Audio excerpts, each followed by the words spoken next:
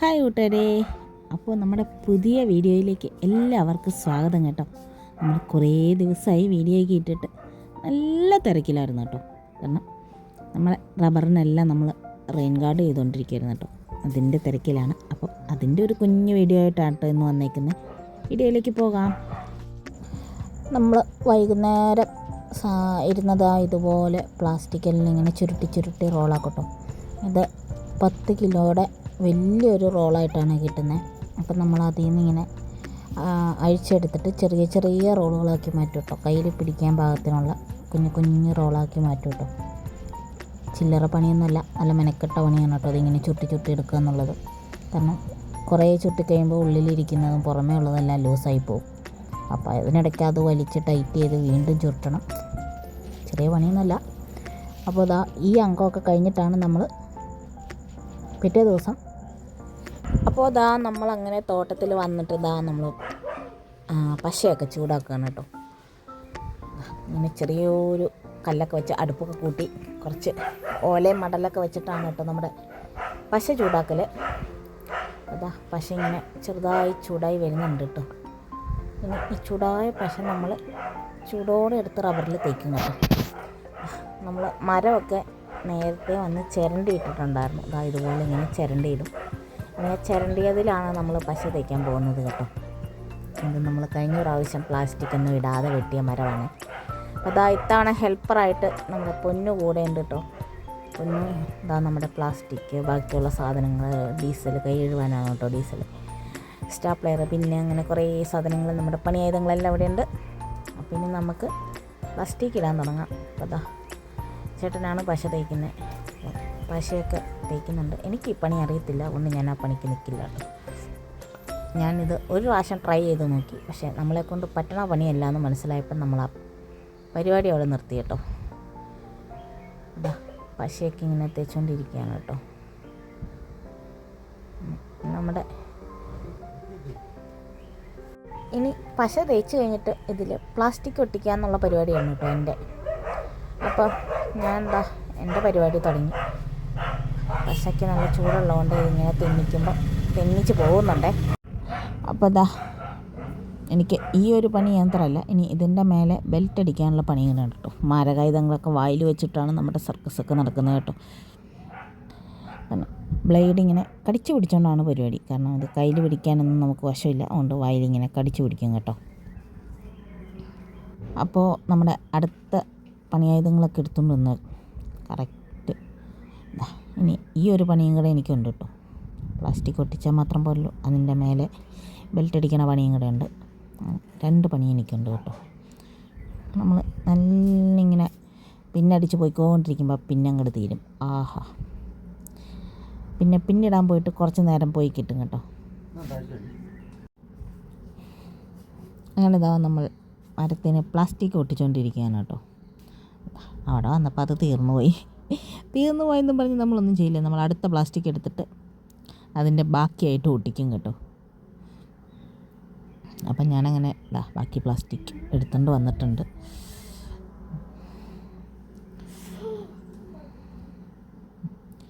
ഇനി ഞാൻ അതിൻ്റെ ബാക്കിയായിട്ട് ആ പ്ലാസ്റ്റിക് അങ്ങോട്ട് ഒട്ടിക്കും കേട്ടോ. വായിൽ ബ്ലേഡ് ഇരിക്കുന്നതുകൊണ്ടേ നമുക്ക് ആ സമയത്തൊന്നും മിണ്ടാൻ പറ്റത്തില്ല.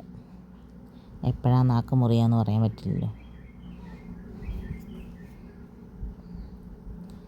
എനിക്കിതാ ഇങ്ങനെ തെന്നിച്ച് വിട്ടാണ് കേട്ടോ ഒരു കൈപ്പാങ്ങുള്ളൂ. നേരത്തെ തന്നെ കാടൊക്കെ വെട്ടിയിട്ടിട്ടുണ്ടായിരുന്നു കേട്ടോ. അതുകൊണ്ട് നടക്കാനൊക്കെ നല്ല എളുപ്പമുണ്ട്. ഈ തോട്ടമാണ് നമുക്കിന്ന് പ്ലാസ്റ്റിക് ഇടാനുള്ളത് കേട്ടോ. ഒന്നും നോക്കണ്ട, മഴക്കാറൊക്കെ ഇത് അപ്പുറത്ത് കയറി നിൽക്കുന്നുണ്ട്. മഴ പെയ്യുന്നതിന് മുന്നേ നമുക്കിത് ഇട്ട് തീർക്കാനുള്ള വഴിയൊക്കെ നോക്കാം.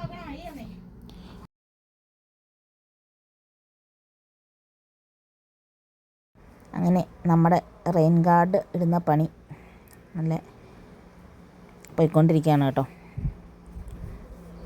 ഇത് കാണുമ്പോൾ നല്ല ഈസി ആയിട്ടൊക്കെ തോന്നും, പക്ഷേ വൈകുന്നേരം ആകുമ്പോഴത്തേനും നമ്മുടെ ഉപ്പാട് വരും കേട്ടോ. നല്ലോണം മടുക്കുവേ. പ്ലാസ്റ്റിക് തീർന്നപ്പം പൊന്നുമാണ് പ്ലാസ്റ്റിക്കൊക്കെ ആയിട്ട് വരുന്നത് കേട്ടോ, ഹെൽപ്പറാണ്.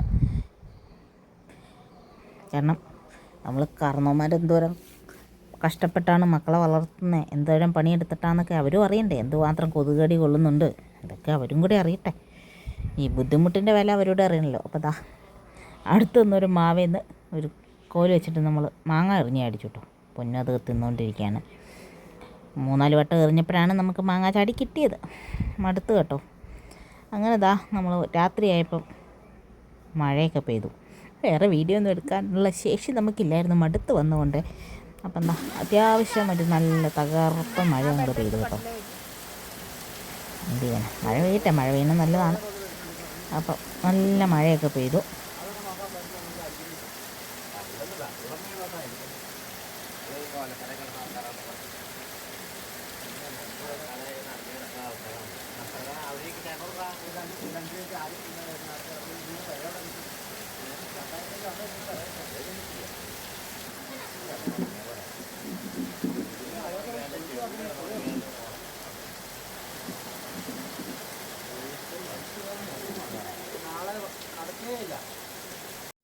അങ്ങനെ ഇതാ നമ്മൾ പിറ്റേ ദിവസം അടുത്ത തോട്ടത്തിൽ പ്ലാസ്റ്റിക് ഇടാൻ പോവുകയാണ് കേട്ടോ. ഇപ്പോൾ സമയം ഏറെക്കുറെ ഉച്ചയാവാറായിട്ടുണ്ട്. കാരണം മരമൊക്കെ ഉണങ്ങിയത് ഇപ്പോഴാണ്, ഇന്നലത്തെ മഴയൊക്കെ കഴിഞ്ഞിട്ട്.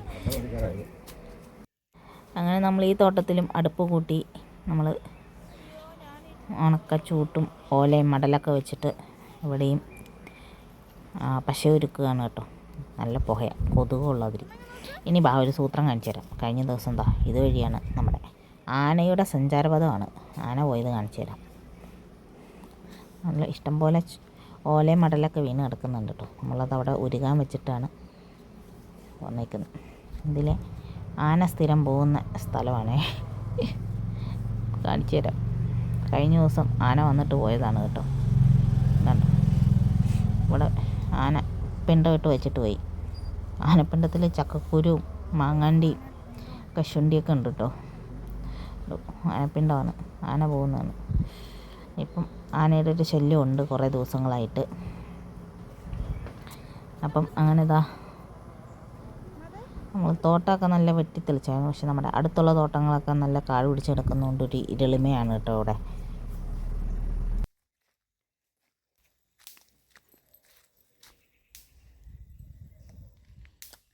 അമ്മ, വാപ്പ, കൊച്ചാപ്പ,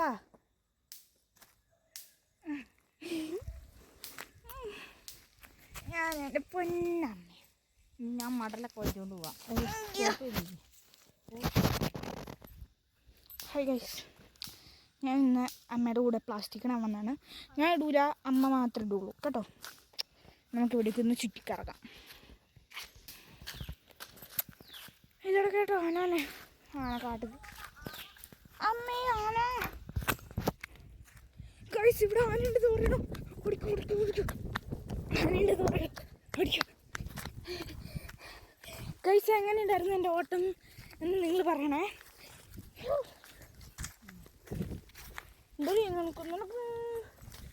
അമ്പടി അച്ഛൻ പകുതിയുള്ള. ഞാൻ പോയി ഞങ്ങളുടെ വണ്ടി കാണിച്ചിട്ടാം. നമ്മുടെ പുക കെട്ടുപോയി. ഓടിക്കോ മോനെ, വണ്ടി കൈസ്, ഓടിക്കോ ഓടിക്കോ.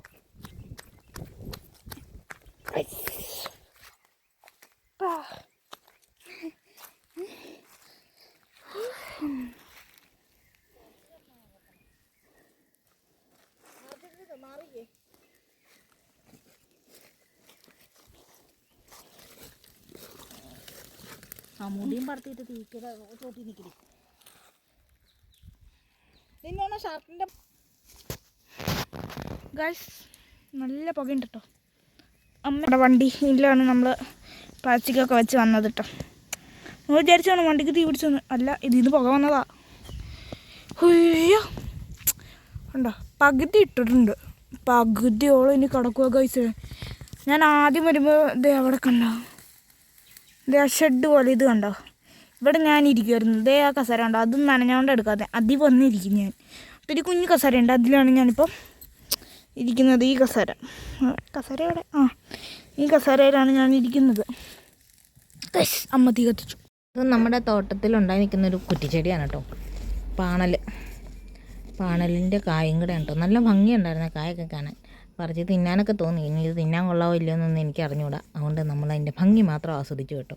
എന്തിനാ വെറുതെ ഇവിടെയൊക്കെ നിൽക്കുന്നത് പറിച്ച് തിന്നിട്ട് പണി മേടിക്കുന്നത്.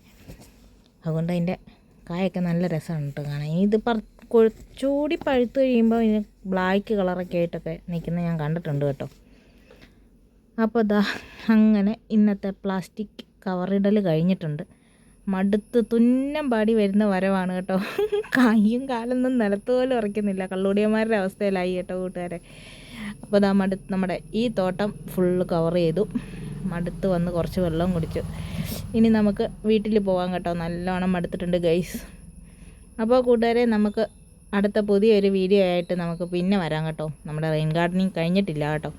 അപ്പോൾ വീഡിയോ ഇഷ്ടമായി ലൈക്ക് ചെയ്യാനും കമൻറ്റ് ചെയ്യാനും സബ്സ്ക്രൈബ് ചെയ്യാനും മറക്കല്ലേ. ബൈ.